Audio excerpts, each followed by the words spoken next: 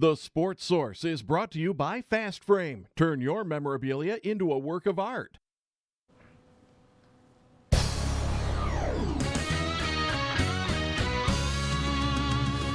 You are watching East Tennessee's first and only year-round sports talk show on television.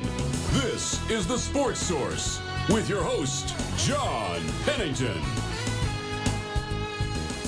Good rainy Sunday morning to you. We appreciate you joining us today for The Sports Source, presented by Renewal by Anderson. We have a packed house. We've got 4 media guys, 3 VFLs. We're going to cover the spring game. We're going to talk mainly about the quarterbacks and also talk about different scenarios for the season. When would Butch Jones be safe? When would he be in trouble? We'll cover all that today. Let's dive right in. First segment of today's program, brought to you by, of course, Renewal by Anderson.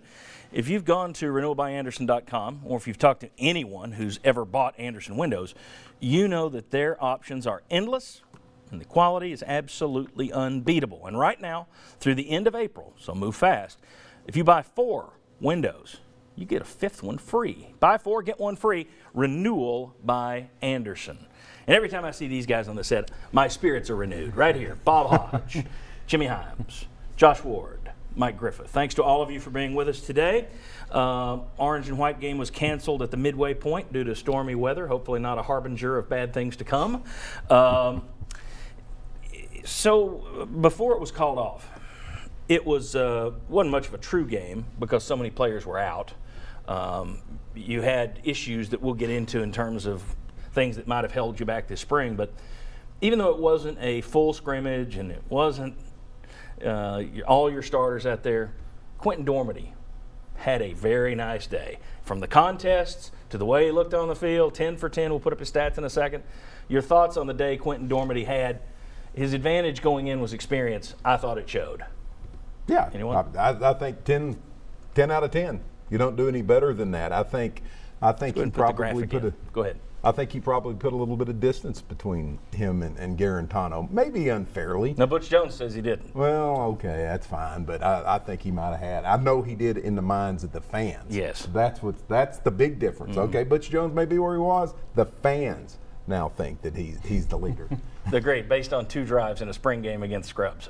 Yeah, Dormady was sharp. I thought he threw the ball well from the pocket. He made a couple throws on the run. He didn't have to make a lot of real difficult throws because there wasn't a lot of tight windows from which to throw. But I thought he looked really comfortable, ran the offense. And I talked to him asked him later about not being as appreciated as being the athlete that he is. He thinks he's more athletic than he's given credit for being. And I thought he looked solid. I thought he looked comfortable. And right now, based on that one scrimmage that I've seen, I would say he is the number 1 guy. Yeah, I would agree. Josh. Yeah, and with Quentin Dormady's mobility, he's not going to be Josh Dobbs. I don't think that Jarrett Garantano is either with these 2 quarterbacks. I mean, that's a lot to live up to with what Josh was able to do running the football in the offense. But Dormady played, I think, with the confidence that he's spoken with at the start of spring and then after the orange and white game.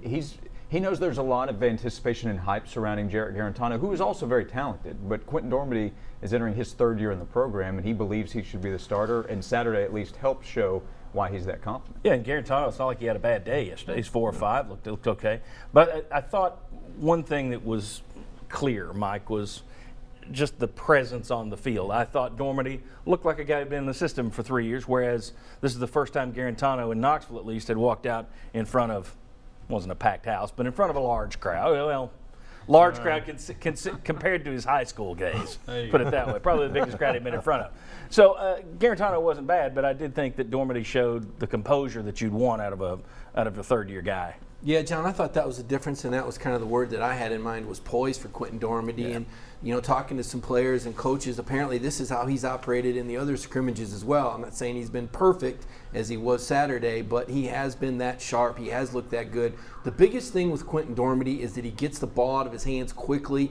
He clearly understands how to read and go through his progressions, and he showed tremendous accuracy. And, the moment, and it seemed like kind of a corny drill at the end where they threw the Hail Mary at the target. Yeah. We had a contestant on this show, be on here later, but the fact that he actually hit Juwan Jennings where Dobbs did, that was like, okay, that's too real of a moment there. That was the moment for me.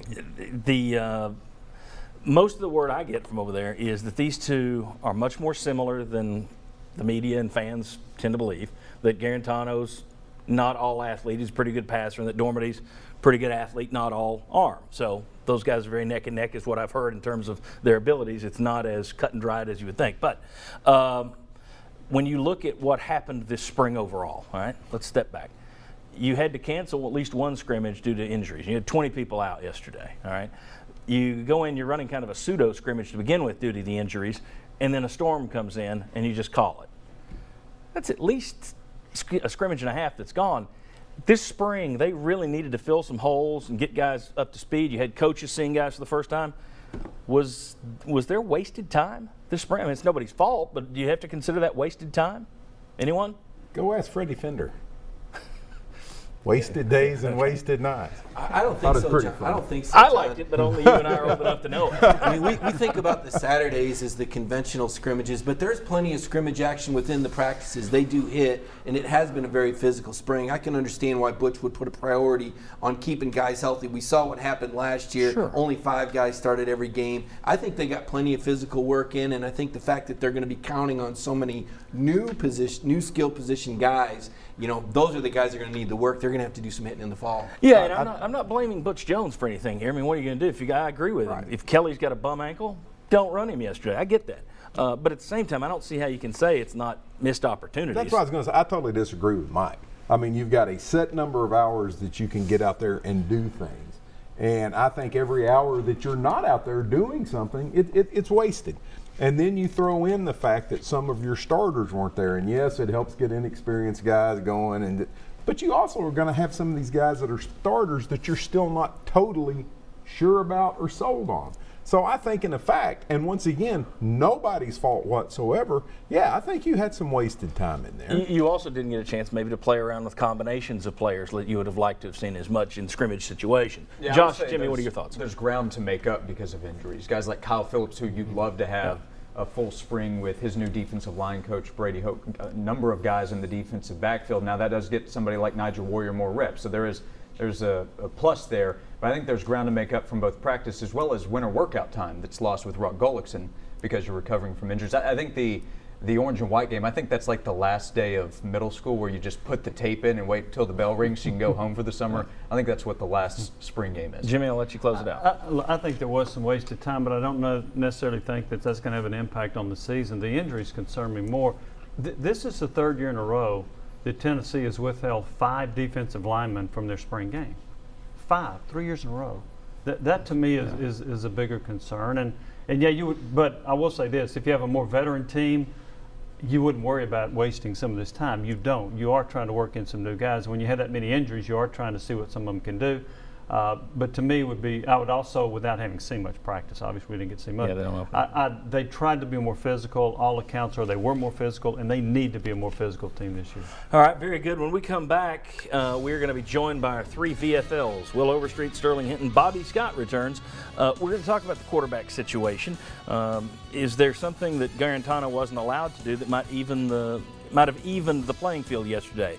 We'll discuss that. We'll also talk about a 2-quarterback system and see what our quarterbacks think about having to do that if that's what UT starts with this fall. We got plenty more to come. Come on back on the Sports Source.